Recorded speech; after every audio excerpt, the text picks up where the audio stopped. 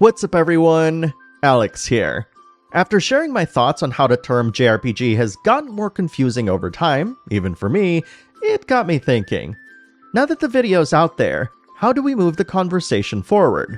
So today, instead of leaning on shorthand or fuzzy labels, I want to highlight 10 RPGs made outside of Japan that draw clear inspiration from Japanese game design, whether through their storytelling, structure, or combat.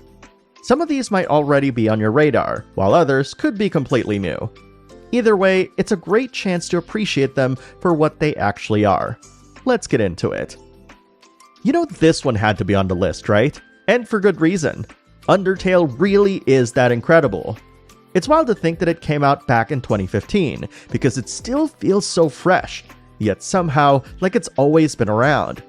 With its charming visuals, eclectic soundtrack, and deeply emotional storytelling, it's no wonder Undertale continues to resonate with fans nearly a decade later.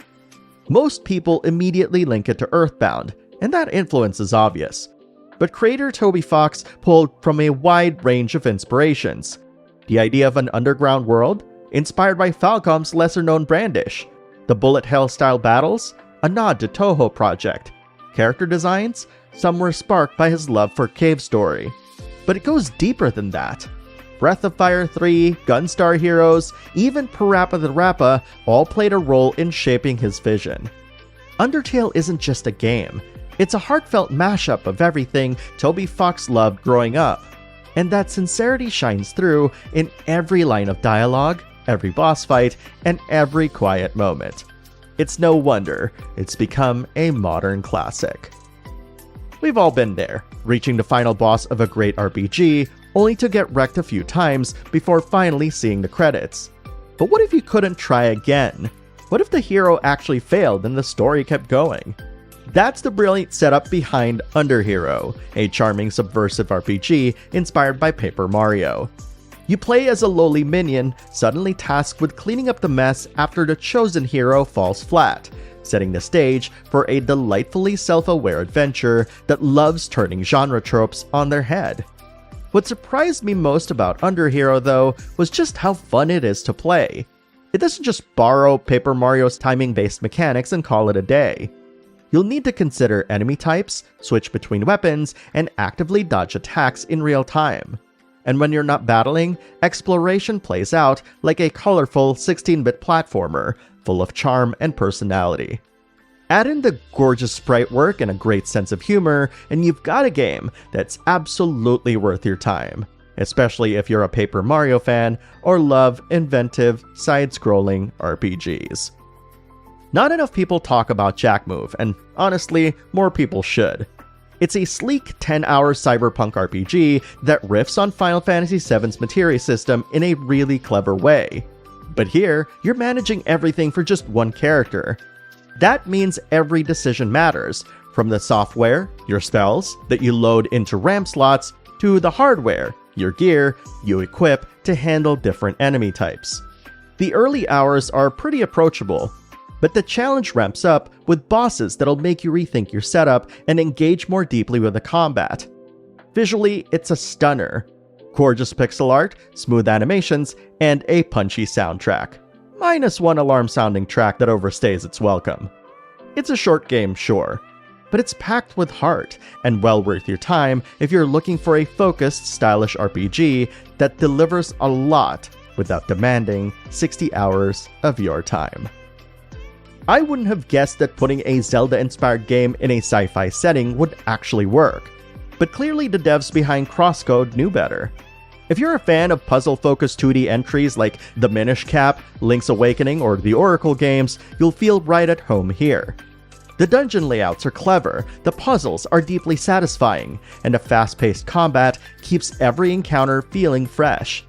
While most people praise Zelda for its epic scale, what I've always appreciated is its sense of pacing. You're never stuck doing just one thing for too long. CrossCode absolutely nails that rhythm. It flows effortlessly between combat, exploration, and puzzle solving, keeping each element compelling without ever overstaying its welcome. That balance is what hooked me, and it's what kept me engaged through the entire runtime. If you've got a soft spot for top-down Zelda-style adventures like I do, CrossCode is a no-brainer. At a glance, Lisa the Painful is hard to pin down. Its bright, colorful visuals might suggest something quirky or lighthearted. That illusion is quickly shattered by blood, corpses, and a brutally unforgiving apocalyptic wasteland. The game's story is harrowing, filled with moments that are genuinely hard to sit through. Though, thankfully, its dark and often absurd sense of humor provides some much-needed levity. What makes this contrast even more fascinating is that Lisa's primary inspiration was reportedly the SNES classic Earthbound. At first, that might seem like a surface-level comparison. Both games feature turn-based combat and stylized pixel art. But thematically, they feel worlds apart. The truth, though, runs deeper. Earthbound wasn't just a quirky tale about kids and aliens. It had an unsettling undercurrent of darkness beneath its cheerful veneer. Lisa flips that formula on its head. It presents a world that's overtly cruel, grotesque, and broken. But buried under all that pain and absurdity is a fragile glimmer of hope. That's where the real connection lies, not in the aesthetics, but in emotional contrast. Both games explored the resilience of the human spirit, even when the world makes it hardest to hold on to. Omori might seem like just another Earthbound-inspired RPG, and to be fair, the Mother series' influence can't be overstated. But if you dig deeper, its true roots lie in a different cult classic, Yume Nikki. Despite being made in RPG Maker, Yume Nikki wasn't an RPG at all. It was one of the early examples of what we now call a walking simulator. Omori, by contrast, fully embraces traditional RPG mechanics like turn-based combat and leveling, but it channels Yume Nikki in a much more profound way. Both games unfold within surreal landscapes, using symbolic imagery to reflect the protagonist gripping with trauma and the desire to escape reality. The key difference? Omori doesn't shy away from telling its story. It fleshes out its protagonist in deeply personal ways, gradually peeling back layers until the player is forced, just like the main character, to confront the truth. It's haunting, heartfelt, and honestly, not for the faint of heart. Even the most emotionally guarded players might find themselves reaching for tissues before the credits roll. Here's a surprise. Indivisible is a game that I've never talked about on the channel, but looking back, it's one of the most polished and satisfying RPGs I've ever played. Developed by the team behind Schoolgirls, it takes the combo-driven combat of Valkyrie Profile and cranks it up, mapping each party member to a face button for fluid, timing-based attacks. With over 20 playable characters, called Incarnations, each with their own abilities and roles, there's a ton of room to experiment with different team comps and synergy. And outside of combat, Indivisible plays like a Metroidvania, letting you unlock new abilities to revisit old areas and unlock secrets. It's all wrapped in a gorgeous hand-drawn animation, with a soundtrack by Secret of Mana composer Hiroki Kikuta that absolutely sings. If you ever wanted a fast, stylish RPG that blends platforming with punchy real-time combat, Indivisible is absolutely worth checking out.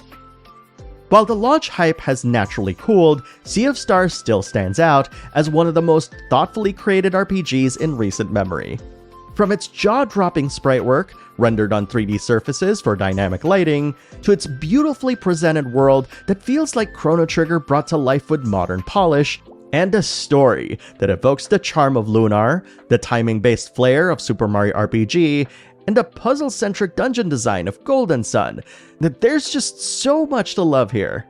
Its combat isn't flashy. It demands smart turn sequencing, interrupts, timed hits, and resource balancing, with just enough flexibility to reward clever gameplay without ever feeling grindy. And when you combine all of that with one of the most endearing RPG trios I've ever seen since Alex, Luna, and Ramus, you get a game that feels like a long-lost classic, only better thanks to modern design sensibilities. Since launch, Sea of Stars has continued to evolve with major free updates, including co-op support and a revamped combat system.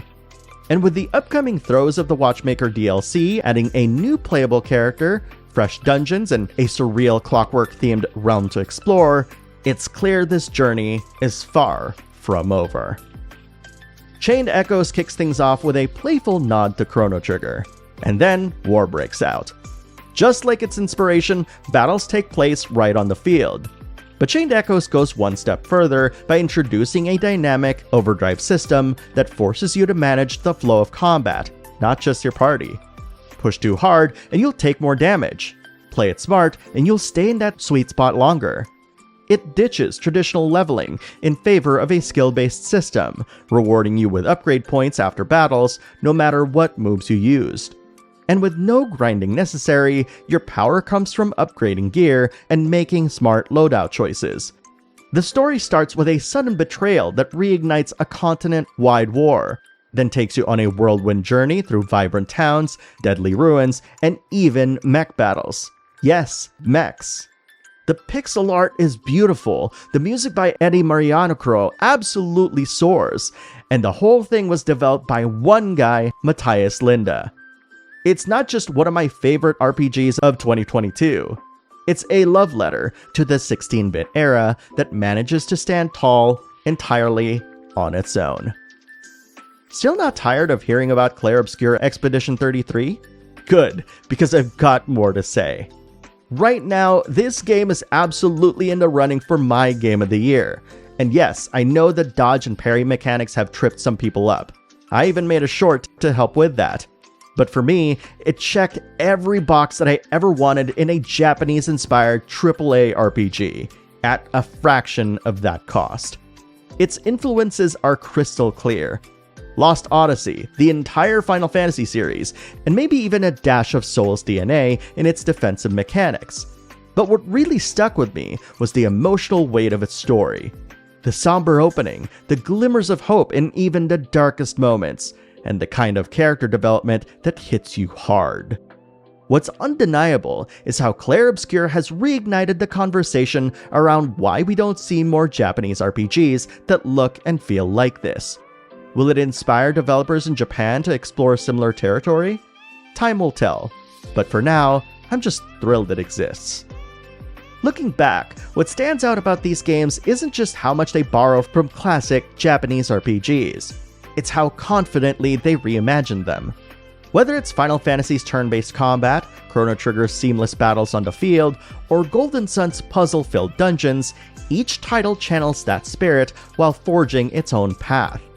These kinds of RPGs may have started in Japan, but their heart, emotional storytelling, bold mechanics, and imaginative worlds has become something that creators around the world continue to build on in exciting ways. Whether you're chasing nostalgia or something new, I hope this list pointed you toward your next great adventure. No labels needed. And now, I want to hear what you think. What are some of your favorite RPGs that carry the spirit of these classics, even if they weren't made in Japan? Post your thoughts in the comments below and let's talk about it. Thank you very much for watching, and I'll see you in the next video.